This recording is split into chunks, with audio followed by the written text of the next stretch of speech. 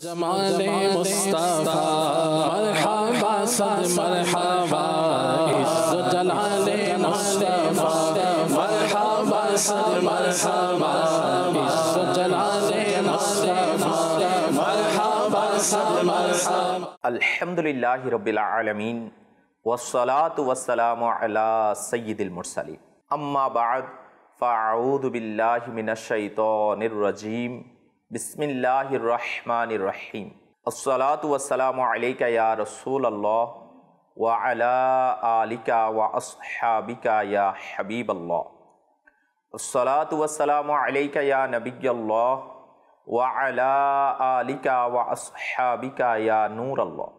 প্রিয় ইসলামী ভাইয়েরা ও মাদানী চ্যানেলের দর্শক শ্রোতা, উপস্থিত হয়েছি আপনাদের মাঝে রবিউল আওয়াল মাসের বিশেষ অনুষ্ঠান প্রিয় নবী সাল্লাল্লাহু তাআলা আলাইহি ওয়া আলিহি ওয়াসাল্লাম এর অপরূপ সৌন্দর্য। আর এই অনুষ্ঠানে আমরা জানতে পারব আমাদের প্রিয় নবী রাসূলে আরবি উভয় জাহানের দাতা সরকারে মদিনা সাল্লাল্লাহু তাআলা আলাইহি ওয়া আলিহি ওয়াসাল্লাম এর অপূর্ব সৌন্দর্য সম্পর্কে। আসুন প্রথমে আমরা প্রিয় নবী সাল্লাল্লাহু তাআলা আলাইহি ওয়া আলিহি ওয়াসাল্লাম এর প্রতি দুরূদ শরীফ পাঠ করার একটি ফজিলত শ্রবণ করে নিই। নবী করিম রউফুর রহিম সাল্লাল্লাহু তাআলা আলাইহি ওয়া আলিহি ওয়াসাল্লাম ইরশাদ করেন, যে ব্যক্তি আমার উপর একবার দুরূদ শরীফ পাঠ করবে আল্লাহ পাক তার উপর 10টি রহমত নাজিল করবে আর একজন ফিরিস্তা আমার নিকট পর্যন্ত পৌঁছে দে। সাল্লু আলাল হাবিব সাল্লাল্লাহু তাআলা আলা মুহাম্মদ সাল্লাল্লাহু তাআলা আলাইহি ওয়া আলিহি ওয়াসাল্লাম। প্রিয় দর্শক শ্রোতা, আলহামদুলিল্লাহি রাব্বিল আলামিন রবিউল আওয়াল শরীফের পবিত্র মাস আমাদের মাঝে বিরাজমান। এটি ওই সম্মানিত মাস যাতে আমাদের প্রিয় নবী মুস্তাফা সাল্লাল্লাহু তাআলা আলাইহি ওয়া আলিহি ওয়াসাল্লাম এর শুভাগমন হয়েছিল। এই কারণেই এই মাসে বিশেষভাবে যেভাবে প্রিয় নবী রাসূলে আরবি সাল্লাল্লাহু তাআলা আলাইহি ওয়া আলিহি ওয়াসাল্লাম এর পবিত্র জীবনের বিভিন্ন বিষয়াদি এবং মিলাদুন নবী সাল্লাল্লাহু তাআলা আলাইহি ওয়া আলিহি ওয়াসাল্লাম এর ঘটনাবলী বর্ণনা করে আশিকান রসুলের অন্তরে ইশকে রসুলের প্রদীপ আরও বেশি করে প্রজ্বলিত করা হয়। সেভাবে প্রিয় নবী সাল্লাল্লাহু তাআলা আলাইহি ওয়া আলিহি ওয়াসাল্লাম এর অপরূপ সৌন্দর্য ও উৎকর্ষতার আলোচনা করে তাদের অন্তরে আরও বেশি আগ্রহান্বিত করা হয়। আর আজ আমরা সেই প্রিয় আকা মক্কি মাদানী মুস্তাফা সাল্লাল্লাহু তাআলা আলাইহি ওয়া আলিহি ওয়াসাল্লাম এর অপরূপ সৌন্দর্য সম্পর্কে জানব। প্রিয় দর্শক শ্রোতা, আসুন আমরা সর্বপ্রথম কিতাব থেকে একটি রেওয়ায়াত শ্রবণ করে নিই। যখন হুজরে আকরাম নূরে মুজাসসাম সাল্লাল্লাহু তাআলা আলাইহি ওয়া আলিহি ওয়াসাল্লাম মক্কাতুল মুকাররমা থেকে মদিনাতুল মুনাওয়ারার দিকে হিজরত করার জন্য কিছু সাহাবাই کرام আলাইহিমুর রিদওয়ানগণের সাথে রওনা হলেন, তখন হজরতে উম্মে মাবাদ এর তাঁবুর পাশ দিয়ে যাচ্ছিলেন। সেই মহিলা হুজুর সাল্লাল্লাহু তাআলা আলাইহি ওয়া আলিহি ওয়াসাল্লামকে চিনত না, কিন্তু তিনি খুবই বুদ্ধিমতী ছিলেন। তিনি তার তাঁবুর পাশে বসে মুসাফিরদের খাবার ইত্যাদি খাওয়াতেন। এই মোবারক যাত্রীগণ তার কাছ থেকে মাংস এবং খেজুর কিনে নিতেন, কিন্তু ঘটনাক্রমে সেই সময় তার কাছে কিছুই ছিল না। প্রিয় নবী রাসূলে আরবি সাল্লাল্লাহু তাআলা আলাইহি ওয়া আলিহি ওয়াসাল্লাম তাঁবুর কোনায় একটি রুগ্ন ছাগল দেখলেন এবং তিনি জিজ্ঞাসা করলেন, হে উম্মে মাবাদ, এটি কেমন ছাগল? ওই মহিলা উত্তর দিল, এর স্তনে দুধ নেই, বরং এ তো কখনো বাচ্চাও জন্ম দেয়নি। প্রিয় নবী সাল্লাল্লাহু তাআলা আলাইহি ওয়া আলিহি ওয়াসাল্লাম বিসমিল্লাহ শরীফ পাঠ করে নিজের আরোগ্য দানকারী হাত মুবারক ওই ছাগলের স্তনে এবং কোমরে বুলিয়ে দিলেন আর এর জন্য দোয়া করলেন। ছাগল তার পা দুটি প্রসারিত করে দিল আর দুধ দেওয়া শুরু করে দিল। সবাই পরিতৃপ্ত হয়ে পান করল, অতঃপর রওনা হয়ে গেলেন। কিছুক্ষণ পর উম্মে মাবাদ এর স্বামী ঘরে আসল। যখন তিনি এত বেশি পরিমাণ দুধ দেখলেন তখন আশ্চর্য হয়ে জিজ্ঞাসা করলেন, উম্মে মাবাদ, এত দুধ কোত্থেকে এলো? অথচ ঘরে দুধ দানকারী কোনো পশু নেই। তখন উম্মে মাবাদ বললেন, আল্লাহ তাআলার শপথ, এই মাত্র এদিক দিয়ে এক মুবারক সত্তা অতিক্রম করেছেন। আবু মাবাদ বলল, আমাকে একটু তার অবয়ব সম্পর্কে বলো। তখন উম্মে মাবাদ বলল, আমি এমন এক সত্তাকে দেখেছি যার সৌন্দর্য ছিল অতুলনীয়, যার চেহারা খুবই সুন্দর এবং তার সৃষ্টি ছিল খুবই উন্নত, বড়ই সুন্দর এবং অত্যন্ত চমৎকার ছিলেন। চোখ ছিল কালো এবং বড়, চোখের পলকগুলো ছিল লম্বা, তার আওয়াজ ছিল গুঞ্জনের মতো, গর্দান চাকচিক্যময়, দাড়ি মুবারক ঘন ছিল, দুইটি ভ্রু চিকন এবং পরস্পর মিলিত ছিল। তার দেহের উচ্চতা মধ্যম আকৃতির ছিল, এত লম্বা ছিলেন না যে দেখতে খারাপ লাগে, এত কম উচ্চতা সম্পন্ন ছিলেন না যে দেখে তুচ্ছ মনে হবে। দূর থেকে দেখলে মনে হবে অনেক প্রভাবশালী, গম্ভীর এবং সুন্দর, আর কাছ থেকে দেখলে মনে হবে এর চেয়েও 1000 গুণ বেশি সুন্দর। এইসব শুনে আবু মাবাদ বলল, আল্লাহ পাকের শপথ, এই তো সেই পবিত্র সত্তা যার সম্পর্কে মক্কাতুল মুকাররমা থেকে জেনেছি। আমার তো আকাঙ্ক্ষা হচ্ছে তার সাহচর্য গ্রহণ করার। যদি আমার সাধ্যের মধ্যে থাকে তবে আমি অবশ্যই আমার ইচ্ছা পূরণ করব। অতঃপর এমনই হলো, আল্লাহ পাক নবী রহমত সাল্লাল্লাহু তাআলা আলাইহি ওয়া আলিহি ওয়াসাল্লাম এর বরকতময় কদম তার ঘরে পড়ার বরকতে না শুধু উম্মে মাবাদ এর স্বামীকে বরং স্বয়ং উম্মে মাবাদ রাদিয়াল্লাহু আনহাকেও ইসলামের দৌলত দ্বারা ধন্য করেছে এবং সাহাবীর মর্যাদাও দান করেছে। হুসন জামালে মুস্তফা মারহাবা সদ মারহাবা, আউজ কামালে মুস্তফা মারহাবা সদ মারহাবা, সাল্লু আলাল হাবিব সাল্লাল্লাহু তাআলা আলা মুহাম্মদ সাল্লাল্লাহু তাআলা আলাইহি ওয়া আলিহি ওয়াসাল্লাম। প্রিয় ইসলামী ভাইরা ও মাদানী চ্যানেলের দর্শক শ্রোতা, আপনারা শুনলেন তো আমাদের অতুলনীয় নবী, সুন্দর ও সৌন্দর্যের প্রতিচ্ছবি সাল্লাল্লাহু তাআলা আলাইহি ওয়া আলিহি ওয়াসাল্লামকে আল্লাহ পাক কিরূপ সৌন্দর্য প্রদান করেছেন যে মুসলমান যখন তার সুন্দর চেহারার দিকে তাকায় তখন তার নামে জীবন উৎসর্গ করে দিতেও পিছু হটে না, এবং যখন কোনো অমুসলিম দেখত তখন তার সুন্দর আকৃতি তাদের চোখের সামনে এমনভাবে ধরা দিত যে তারা ইসলামের ছায়াতলে আশ্রয় গ্রহণ করতে।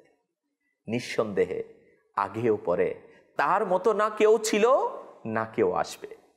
নবী করিম রউফুর রহিম সাল্লাল্লাহু তাআলা আলাইহি ওয়া আলিহি ওয়াসাল্লাম এর সৌন্দর্যের ও মাধুর্যতার অনুমান এই বিষয়টির মাধ্যমে করুন যে আল্লাহ পাক সকল সৌন্দর্যময় বস্তুগুলো সৃষ্টি করে সম্পূর্ণ জগৎকে সৌন্দর্য প্রদান করলেন এবং সমগ্র জগতের সৌন্দর্যের চেয়েও বেশি সৌন্দর্য হযরত ইউসুফ আলা নবিয়িনা ওয়া আলাইহিস সালাতু ওয়াস সালামকে প্রদান করেন। তার সৌন্দর্যের এইরূপ অবস্থা ছিল যে যখন মিশরের মহিলারা তাকে দেখল তখন তার সৌন্দর্যে এত বেশি আত্মহারা ও মগ্ন হয়ে গেল যে অবচেতন অবস্থায় তারা নিজেদের হাতের আঙ্গুল পর্যন্ত কেটে ফেলল। এই ঘটনাটি পবিত্র কোরআনে এইভাবে বর্ণিত রয়েছে। আল্লাহ পাক ইরশাদ করেন, কানজুল ঈমান থেকে অনুবাদ। যখন নারীরা ইউসুফকে দেখল তখন তারা তার পবিত্রতার মহত্ব বর্ণনা করতে লাগলো এবং নিজেদের হাত কেটে ফেলল আর বলল, আল্লাহর এই জন্য পবিত্রতা, এটা তো মানব জাতির কেউ নয়, কিন্তু সম্মানিত ফিরিস্তা।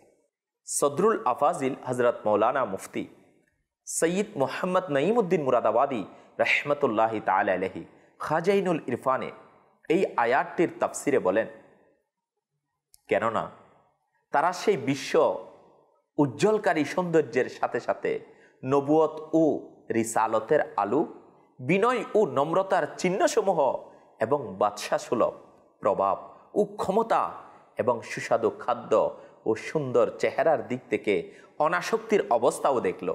আর তারা বিস্মিত হলো এবং তার মহত্ব ও ভয়ে তাদের অন্তর ভরে উঠল এবং তার রূপ ও সৌন্দর্য এমনভাবে আকৃষ্ট করেছিল যে সেই নারীরা আত্মবোলা হয়ে গিয়েছিল।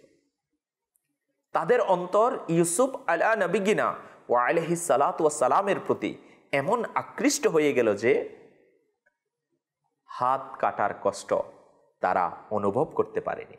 প্রিয় দর্শক শ্রোতা, এটা তো হযরত ইউসুফ আলা নবিগিনা ওয়া আলাইহিস সালাতু ওয়াস সালাম এর সৌন্দর্যের অবস্থা ছিল যে যাকে সকল সৃষ্টির চাইতে বেশি সৌন্দর্য প্রদান করা হয়েছে। তবে সৌন্দর্যের মূর্ত প্রতীক হাবিবে পরওয়ারদিগার হযরত মুহাম্মদে মুস্তাফা সাল্লাল্লাহু তাআলা আলাইহি ওয়া আলিহি ওয়াসাল্লাম এর সৌন্দর্যের অবস্থা কিরূপ হবে? কেননা যার সৌন্দর্য হযরত ইউসুফ আলা নবিগিনা ওয়া আলাইহিস সালাতু ওয়াস সালামের সৌন্দর্যের চেয়ে অনেক গুণ বেশি ছিল। উম্মুল মুমিনিন হযরত মা আয়েশা সিদ্দিকা রাদিয়াল্লাহু তাআলা আনহা বলেন, যদি হুজুর সাল্লাল্লাহু তাআলা আলাইহি ওয়া আলিহি ওয়াসাল্লাম এর মুখমণ্ডলের গুণাবলী সম্পর্কে মিশরবাসীরা শুনত, তবে হযরত ইউসুফ আলাইহিস সালামের মূল্য নির্ধারণে ধন দৌলত খরচ করত না। যদি জুলেখাকে নিন্দাকারী মহিলারা হুজুর সাল্লাল্লাহু তাআলা আলাইহি ওয়া আলিহি ওয়াসাল্লাম এর নুরানি কফাল মুবারকের জিয়ারত করত, তবে হাতের পরিবর্তে নিজেদের অন্তর কাটাকে প্রাধান্য দিত। খানদানে মুস্তাফা মারহাবা মারহাবা। প্রিয় ইসলামী ভাইরা, হুজুরে পুর নূর সাল্লাল্লাহু তাআলা আলাইহি ওয়া আলিহি ওয়াসাল্লাম এর অতুলনীয় ও অপরূপ সৌন্দর্য সম্পর্কে আমরাই আর কি বুঝব? সম্মানিত সাহাবায়ে কিরাম আলাইহিমুর রিদওয়ান যারা দিন রাত সফরে অবস্থানে নবুয়তের সৌন্দর্যের ঝলকগুলো নিজেদের চোখে দেখেছেন, তারা নূরের প্রতিচ্ছবি হুজরে আনোয়ার সাল্লাল্লাহু তাআলা আলাইহি ওয়া আলিহি ওয়াসাল্লাম এর অতুলনীয় সৌন্দর্যের বর্ণনা করতে গিয়ে যে সব শব্দ ব্যবহার করতেন, আসুন আমরাও কিছু শ্রবণ করি। হযরতে আনাস রাদিয়াল্লাহু তাআলা আনহু বলেন, আমি সকল সৌন্দর্যময় বস্তু দেখেছি, কিন্তু রাসূলুল্লাহ সাল্লাল্লাহু তাআলা আলাইহি ওয়া আলিহি ওয়াসাল্লামের চেয়ে বেশি সুন্দর ও আকর্ষণীয় আমি কখনো দেখিনি।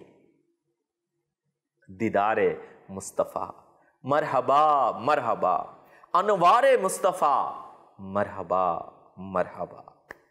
হে আশিকানে রাসূল, উম্মুল মুমিনিন হযরত আয়েশা সিদ্দিকা রাদিয়াল্লাহু তাআলা আনহা বলেন, রাসূলুল্লাহ সাল্লাল্লাহু তাআলা আলাইহি ওয়া আলিহি ওয়াসাল্লাম সবচেয়ে বেশি সুন্দর ও উজ্জ্বল বর্ণের ছিলেন। তিনি আরো বলেন, যে ব্যক্তি হুজুর সাল্লাল্লাহু তাআলা আলাইহি ওয়া আলিহি ওয়াসাল্লামের প্রশংসা ও সৌন্দর্য বর্ণনা করেছেন, সেই হুজুর সাল্লাল্লাহু তাআলা আলাইহি ওয়া আলিহি ওয়াসাল্লামকে 14 তারিখের চাঁদের সাথে তুলনা দিয়েছেন। আর হুজুর সাল্লাল্লাহু তাআলা আলাইহি ওয়া আলিহি ওয়াসাল্লাম এর ঘাম মুবারকের বিন্দুকে তার নুরানি চেহারার মুক্তার দানার মতো লাগত। প্রিয় মাদানী চ্যানেলের দর্শক শ্রোতা, শুনছিলাম প্রিয় আকা সাল্লাল্লাহু তাআলা আলাইহি ওয়া আলিহি ওয়াসাল্লাম এর অপরূপ সৌন্দর্যের কথা। অনুরূপভাবে সাহাবী রাসূল হযরতে জাবের বিন সামুরা রাদিয়াল্লাহু তাআলা আনহু বলেন, একবার আমি রাসূলুল্লাহ সাল্লাল্লাহু তাআলা আলাইহি ওয়া আলিহি ওয়াসাল্লামকে চাঁদনি রাতে দেখলাম। তখন আমি একবার চাঁদের দিকে দেখছিলাম, একবার হুজুরে পুর-নূর সাল্লাল্লাহু তাআলা আলাইহি ওয়া আলিহি ওয়াসাল্লাম এর নুরানি চেহারার দিকে দেখছিলাম। তখন আমার চোখে চাঁদের চেয়েও হুজুর সাল্লাল্লাহু তাআলা আলাইহি ওয়া আলিহি ওয়াসাল্লাম এর চেহারাকে আরো বেশি সুন্দর দেখাচ্ছিল। রিফাতে মুস্তাফা মারহাবা মারহাবা, ইনামে মুস্তাফা মারহাবা মারহাবা। প্রিয় ইসলামী ভাইরা ও মাদানী চ্যানেলের দর্শক শ্রোতা, নবী রহমত শফিয়ে উম্মত মুস্তাফা জানে রহমত সাল্লাল্লাহু তাআলা আলাইহি ওয়া আলিহি ওয়াসাল্লাম এর সৌন্দর্য ও উৎকর্ষতা সম্পর্কে সাহাবায়ে কেরাম আলাইহিমুর রিদওয়ানগণের মন মাতানো বর্ণনাগুলো শুনে আশিকানে রাসূলের অন্তর খুশিতে আন্দোলিত হচ্ছে। উপস্থাপিত বর্ণনাসমূহে সাহাবায়ে কেরাম আলাইহিমুর রিদওয়ানগণ চেহারায়ে আনোয়ারকে চাঁদের সাথে তুলনা দিয়েছেন, অথচ সূর্যের আলো চাঁদের চেয়েও বেশি হয়ে থাকে। এর মধ্যে হিকমত রহস্য হলো চাঁদ সমস্ত জগৎকে নিজের উজ্জ্বলতা দিয়ে ভরে দেয়। এতে দর্শকের অনুরাগ, প্রেম, ভালোবাসা সৃষ্টি হয়, আর কোনো রকম কষ্ট ছাড়া এর দিকে দৃষ্টি দেয়া সম্ভব হয়, যেখানে সূর্যের এসব কিছু সম্ভব হয় না। কেননা সূর্যের দিকে তাকালে চোখের দৃষ্টিশক্তি ক্ষীণ হয়ে আসে। মনে রাখবেন, সাহাবায়ে কেরাম আলাইহিমুর রিদওয়ানগণ হুজুরে পুর-নূর সাল্লাল্লাহু তাআলা আলাইহি ওয়া আলিহি ওয়াসাল্লাম এর যেই সৌন্দর্য ও উৎকর্ষতার সাথে চাঁদের তুলনা দিয়েছেন, তা হুজুরে পুর-নূর সাল্লাল্লাহু তাআলা আলাইহি ওয়া আলিহি ওয়াসাল্লাম এর পরিপূর্ণ সৌন্দর্য ও উৎকর্ষতা ছিল না। যদি হুজুরে আনোয়ার সাল্লাল্লাহু তাআলা আলাইহি ওয়া আলিহি ওয়াসাল্লাম এর সৌন্দর্যের পরিপূর্ণ বহিঃপ্রকাশ লোকদের সামনে হতো, তবে চোখ তা দেখার ক্ষমতা রাখত না।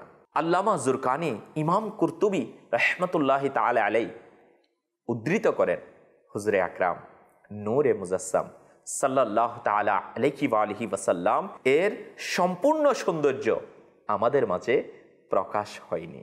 যদি তার সম্পূর্ণ সৌন্দর্য আমাদের মাঝে প্রকাশ হয়ে যেত, তবে আমাদের চোখ এই উজ্জ্বল দীপ্তি দেখার ক্ষমতা রাখত না। প্রিয় ইসলামী ভাইয়েরা ও মাদানী চ্যানেলের দর্শক শ্রোতা, যতক্ষণ শুনি শুনতেই মন চায় প্রিয় নবীর অপরূপ সৌন্দর্য সম্পর্কে, যতই পড়ি ততই মন চায় আরও পড়তে।